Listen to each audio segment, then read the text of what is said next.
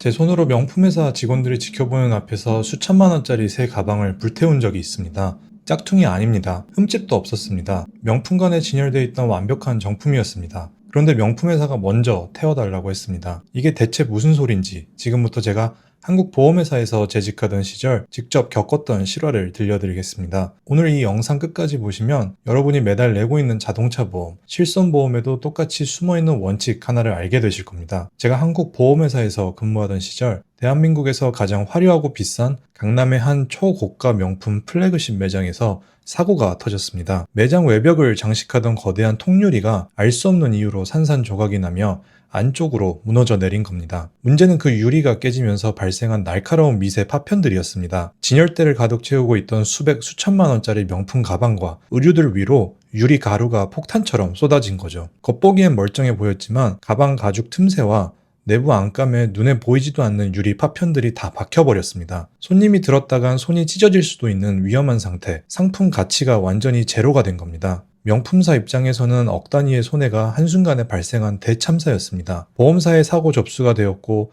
저희 회사 클레임팀이 출동했습니다. 혹시 모를 보험 사기 가능성을 배제할 수 없으니 매장 내부 CCTV부터 유리 제조사 결함까지 샅샅이 조사했죠. 결과는 어땠을까요? 조작의 흔적은 눈 씻고 찾아봐도 없는 완벽한 사고였습니다. 저희 보험사가 수억 원에 달하는 손해액을 전액 물어줘야 하는 상황이었습니다. 여기서 잠깐 보험을 이해하는데 꼭 필요한 원칙 하나를 짚고 넘어갈게요. 보험은 원래 사고를 계기로 돈을 벌게 해주는 제도가 절대 아닙니다. 딱 입은 손해만큼만 메꿔주는 제도예요. 이걸 이득 금지의 원칙이라고 부릅니다. 그런데 여기서 자연스럽게 궁금증이 하나 생깁니다. 사고 난 물건, 그러니까 다 부서진 가방이나 폐차 직전의 자동차, 그 잔해는 누구 소유가 될까요? 손해를 다 물어준 쪽, 즉 보험사에게 자동으로 넘어갑니다. 이걸 보험 전문 용어로 잔존물 대위권이라고 부릅니다. 여러분이 자동차 사고로 전손 처리가 돼서 차값을 보험금으로 전액 받으면 그 폐차 직전 자동차의 소유권은 보험사로 넘어가는 것도 똑같은 원리입니다. 그리고 보험사는 고철이라도 팔아서 최대한 피해를 최소화합니다. 다시 명품 얘기로 돌아와서 보상 관련해서 그 명품회사와 저희 회사는 서류에 도장만 찍으면 되는 상황이었습니다. 그런데 바로 그날 오후 명품 브랜드의 한국 지사에서 뜻밖의 전화 한 통이 걸려왔습니다. 저기 조사하느라 고생 많으셨습니다. 보험금 지급 절차는 확인했고요. 근데 한 가지 여쭤볼 게 있습니다. 이 보험금이 저희 계좌로 입금되고 나면 그 유리 파편에 손상된 가방들 말입니다. 그 가방들의 소유권은 어떻게 되나요? 저는 1초의 망설임도 없이 대답했습니다.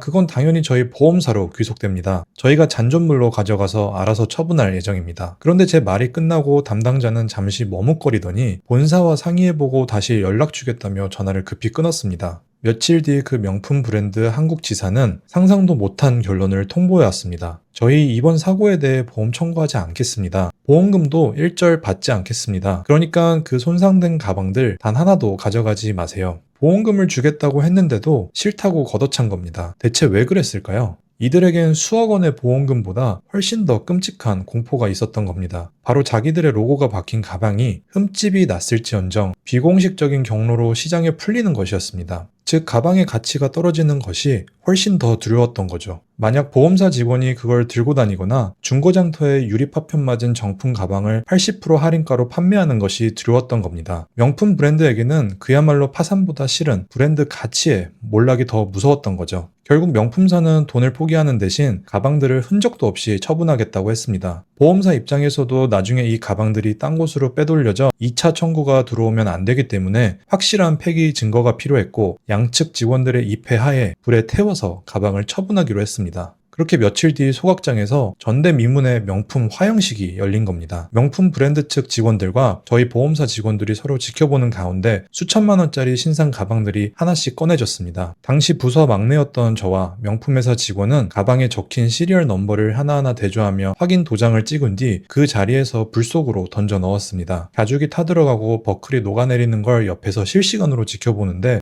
속으로 피눈물이 나더라고요. 아니 저거 어차피 버릴 거면 유리가루 다 털어내고 나 하나만 주지 하는 생각이 머릿속에 가득 찼습니다. 하지만 규정은 엄격했습니다. 명품의 도도한 자존심이 수억 원의 현금을 불태워버린 순간이었습니다. 오늘 이야기가 그냥 강남 명품 매장의 재미있는 해프닝처럼 들리시나요? 여러분이 매달 내고 계시는 자동차 보험, 실손보험, 화재보험에도 이 잔존물 대위권은 완벽하게 똑같이 작동하고 있습니다. 자동차가 완전히 박살나서 보험사로부터 자동차 가격 전액을 보상받으면 그 폐차 직전의 자동차 소유권은 보험사로 넘어갑니다. 보험사가 그걸 부품으로 팔아 손해를 메꾸죠.